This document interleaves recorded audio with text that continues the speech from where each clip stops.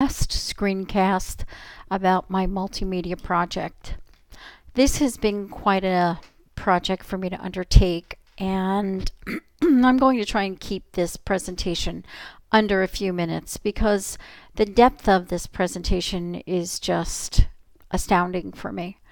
I undertook the project of creating an iBook based on our class.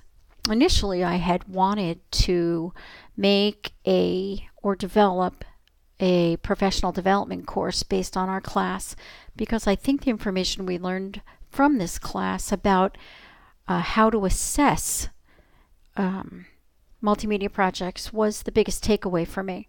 So many of the teachers I see are taking and assessing multimedia projects without really understanding all the things that we learned. Quite frankly, I was as guilty of it as are they. So I thought this would be a really good way for me to at least dip my toe into this. So with that being said, I'm going to take you through how this works. There's a preface, and in this I explain that our generation that we're teaching today has grown up with media as a primary communication mechanism. We send them to school with pencils and pens and ask them to learn in the same way that students learned in the 1940s. And there are still teachers who cling to the old ways, and they claim that students' writings are illiterate, undeveloped, and blame it on the media generation that they live in. However, I developed the resource to help bring the theory and purpose of this mountainous climb into the world of media, multimedia, into the view that will make the climb a worthy endeavor. And again, I hope if you decide to use it, you will get as much out of it as I got out of making it. There is an introduction that explains why I developed this, that it was started out as a project, a graduate course, and I developed this into this iBook. These are the course goals by reading this resource book.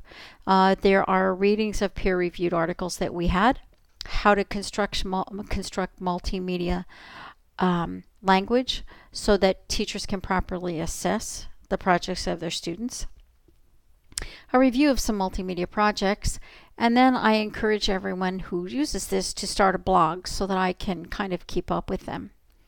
I won't read this to you. I will just take you through the process. I did buy the graphics from multiple sites. One of the chapter 1 is about Bloom's taxonomy versus Samir, and Samir is the taxonomy now used to understand how technology is implemented.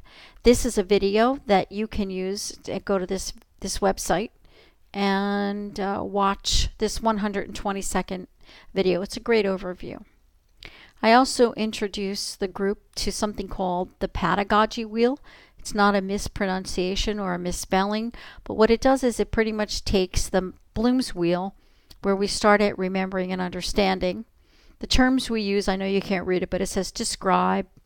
The action words are describe, retrieve, identify, and then these are activities they can use. They can bullet point, they can highlight, they can journal, and then these would be the apps that would be appropriate to match this as we drive ourselves inward. Again, this is just the taxonomy wheel turned and app smashed, actually, with current apps that help. Actually, there's 61 or more apps on that wheel. Then I take them through why this is a big deal. And then I take them through, these are the 4 readings that I thought were most relevant to our work. I was struggling because I really wanted to find out why I couldn't get the articles in, because I really would have preferred that. So instead I tried to summarize them for the reader. Again, I've attached a PDF so that if you want to see this in its entirety, you're more than welcome to see it. Again, I used visualization here so that they knew that they were reading this article in this section, and that this was the previous section and these were to come. I used this and created footnotes in here because unfortunately in the iBooks format there's no real, at least not that I could find it, no real protocols for including formatting like footnotes. So I struggled and tried to come up with an APA approved, or what's the word I'm looking for, APA parallel for our work here. Whoops. And again, this just takes you through this. This is the article. It's not an article you can open up. It's just a copy of the article, and I thought that would be maybe intrigue people to read it. Some of the things I struggled with here were, how do you do this? How do I set off this long quote in a double columned format? I wasn't sure whether I should be using italicized print. I wasn't really sure, so I kind of stuck to the indentation to the best that I was able. Those were my actually formatting was my biggest challenge. And again, this article talks to and speaks to the movie that she used her own study form. She was Inherit the Wind. So I used these pictures in black and white to speak to the black and white format in which she had her students study. Again, this is media lessons, same formatting, you know where we are. Summaries. Chapter 3 was certain elements and how I spoke to how much I really liked the images. The colors here are different. They all look the same when I put them together, but now all of a sudden this looks purple, so I'm not really sure why. This is the video about the Verizon one, where the girl, gets her brother throws her out and she ends up getting on TV. So I thought that was great because there are really some really good film visuals or perspectives in it that I thought would be great to speak to. Here I took this out of the basic index design basics index, and I just created these little business cards myself so I could speak to the design elements that Krauss spoke to. Again, I spoke to harmony, and these are the projects that I turned in. This is a gallery that I don't think will work here, but these dots indicate that there are 3 pictures in there. Again, there are 3 elements here. There are 2 elements here. More graphics. Interesting here that there's a video, there's a sound clip under here.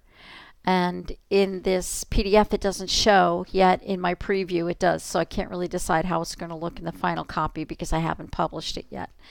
And in here what I see is that the QuickTime audio file isn't showing here, but there is an audio file that reads this equation so that teachers can see that we would use it for simple things like making directions.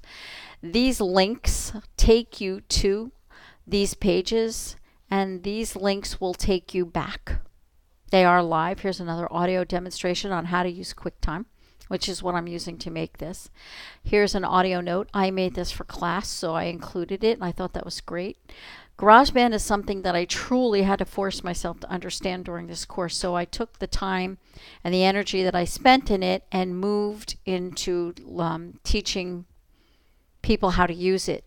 This is a series of 12 pictures.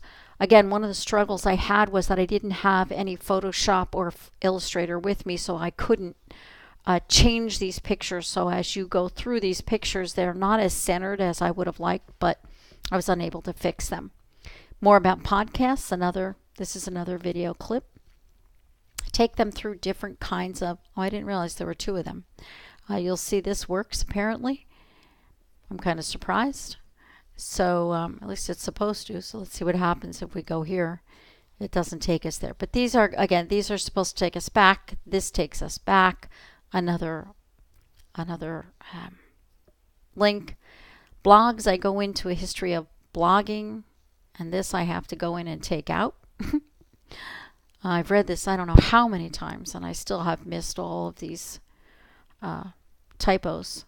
I encourage people to start their own. This actually has an audio clip in it with a clock ticking. And then, of course, we get down to the references, and I have several pages of references because I refer to a lot of, I use a lot of references. The biggest thing I had was organizing this. I've changed the layout in this, which you can't really see. So if I had storyboards, I would be moving them around. But all in all, it was really hard for me to wrap my head around this project simply because I couldn't really visualize it. I'm a visual thinker.